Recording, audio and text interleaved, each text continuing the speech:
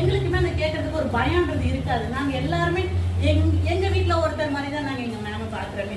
வேறையா teacher ma'am அப்படின்னு நினைச்சாதான் நம்ம அந்த தள்ளி போய் அந்த டிஸ்டன்ஸ் நமக்குள்ள வரும். நம்ம வீட்டுல ஒருத்தர், நம்ம அக்கா, அது மாதிரி அட்வான்ஸ் பேசிக் டு அட்வான்ஸ் வரைக்கும் எல்லாமே சொல்லி தந்துருக்காங்க. ஹைட்ரா ஃபேஷியல் சொல்லி கொடுத்துருக்காங்க, ஸ்மூத்திங்கு, கெரட்டினு, ஸ்ட்ரைட்னிங்கு, இது எல்லாமே சொல்லி கொடுத்துருக்காங்க. ரொம்ப கிளியரா சொல்லி தருவாங்க. பேசிக்ல வந்துட்டு அதுலயே மெஹந்தி இருக்கு, த்ரெட்டிங்கு, ப்ளீச்சு, ஃபேஷியலா என்னென்ன டைப்ஸ் ஃபேஷியல் இருக்கு, அதை எப்படி அட்வான்ஸா பண்ணலாம், மிஷினரி எப்படி யூஸ் பண்ணணும்ன்றத கொண்டு எல்லாமே சொல்லி கொடுத்துருக்காங்க. ஃபேஷியல் எத்தனை டைப் நீங்களா உருவாக்கி இருக்கீங்க? அந்த ஒரு டாஸ்க் எங்களுக்கு கொடுப்பாங்க. எத்தனை டைப் ஃபேஷியலை பத்தி கிளாஸ் எடுத்துருவாங்க. அதுல இருக்க ஒரு சில ஃபேஷியல்ஸை பத்தி மேம் சொல்லுவாங்க. நீங்க போய் சர்ச் பண்ணுங்க, இன்னும் எவ்வளவு ஃபேஷியல் இருக்குன்னு நீங்க கண்டுபிடிங்க அப்படின்னு சொல்லிட்டு அது டாஸ்க் கொடுப்பாங்க.